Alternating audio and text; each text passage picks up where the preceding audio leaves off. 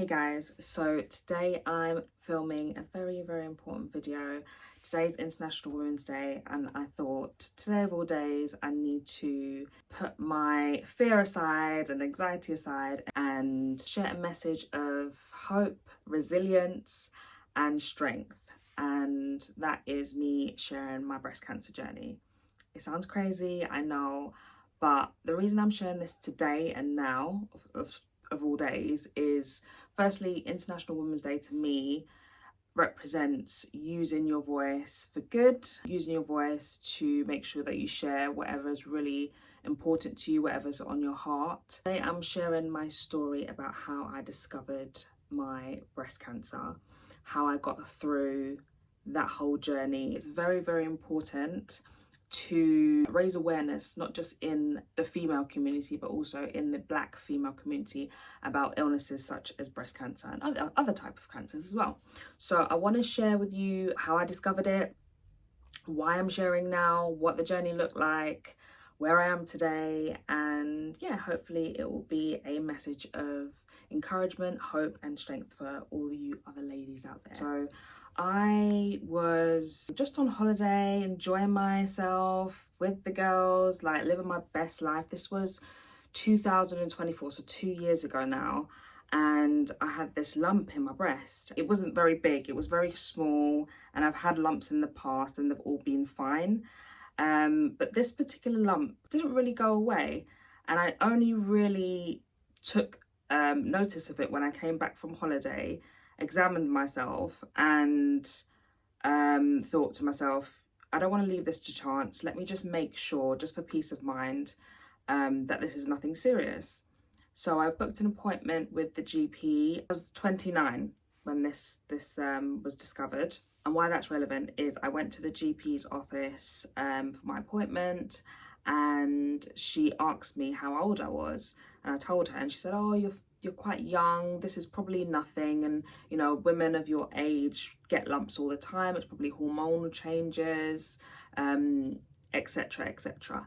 Anyway, she asked me how long it'd been there, and I said, you know, I'd only really noticed it like for a month, to be honest with you. Could have been there longer, but I just didn't really pay attention to it. She said, okay, it's probably nothing, but we want to send you for further tests to make sure that it really is nothing. So what they did was send me for a scan, some extra scans, because all she did in the GP's office and all they can really do, unless they've got the facilities, is just examine you the same way that you examine yourself, which cannot determine anything really.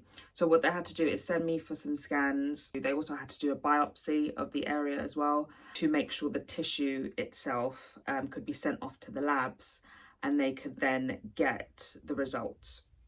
So all of that is happening, all of these tests are being done. I'm just not thinking anything of it. I just think, yeah, this is just standard protocol. It probably is nothing, but I just want to get the peace of mind. Anyway, tests come back, and I had a follow-up booked in for the Friday. And this was maybe 2 weeks after I'd seen the GP. So they'd done all their tests and the results have come back. The Friday I had the appointment booked in, and for some reason that whole week I just felt really anxious. Obviously I hadn't heard anything from the results. They hadn't called me or anything. They called me on the Tuesday of the week that I meant to see them on the Friday, and they say to me, I know we had an appointment with you on the Friday, but we want to see you a little bit earlier. Can you come in on the Wednesday? Already red flags. So they called me into the appointment and they said, oh, just wait in this room. We have to call a doctor. He's just with another patient, but he's finishing up. So I thought, okay, this is going to be something, because they're calling the doctor who probably needs to explain some medical terms to me. So I wait in this waiting room and the doctor comes in after about 5 minutes and, you know, the pleasantries, asking me if I'm okay, yada, yada, yada. I'm like, get to the point. So he says, you know, we did some tests, we've done the biopsy, and the results have come back testing positive for cancer cells. And honestly, I couldn't believe it. I was in shock. Anything after that, I didn't hear him. I didn't hear what was coming out of his mouth. I didn't hear the plan. All I heard was, it's tested positive for cancer cells.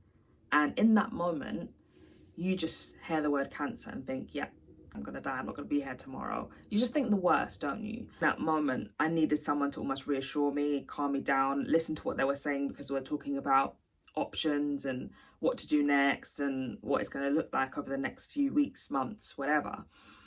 So anyway, I am like, in my mind, everything's like gone blank. I can't retain what they're saying. Knowing that what they're saying is really important, I said to them, I can't process what you're saying right now. Can you just give me some information that I can take away, process with my family, and then like call me back and we can have another appointment to so that you can explain everything that you've just said to me right now. One of the nurses gave me like a Breast Cancer Now folder of like this thick of like lots of information. It was super useful because it allowed me to kind of process things in my own time. It was very unexpected. It was literally a month before my 30th birthday. I was 29 when I was officially diagnosed, and I didn't think it would be me.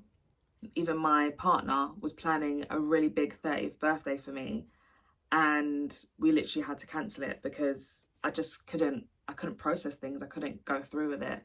At this point, they can't even tell you what stage you are until they've done extra tests. All they can tell you in that moment is that we found cancer cells. We don't know where else it is in your body. If it is anywhere else in your body, we don't know.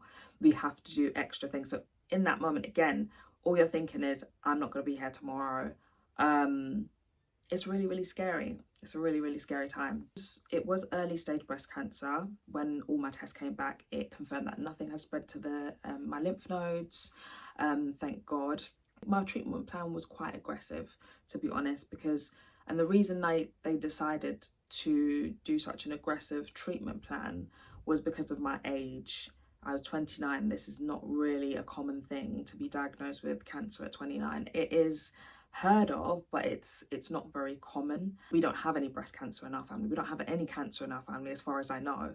So this was kind of something that was discovered, and it was a big shock. It was out of nowhere. They wanted to make sure that they really blasted everything and it would not come back in the future. So what they did was, I went through chemotherapy, I went through surgery, a lumpectomy, what they needed to do was shrink the lump down to very small and then just take it out. Radiotherapy and hormonal therapy. It was so tiring, mentally, physically, emotionally. Just trying to get through it was so hard. Mental struggle actually was the hardest, believe it or not. Obviously the physical struggle, like you're not well, you're tired all the time, sometimes feeling nauseous or actually feeling sick, is just so hard. But they would always give me medicine to help with that. So that the mental challenge was really hard. Just trying to accept what you're going through. Sometimes I didn't even feel like myself. I felt like I was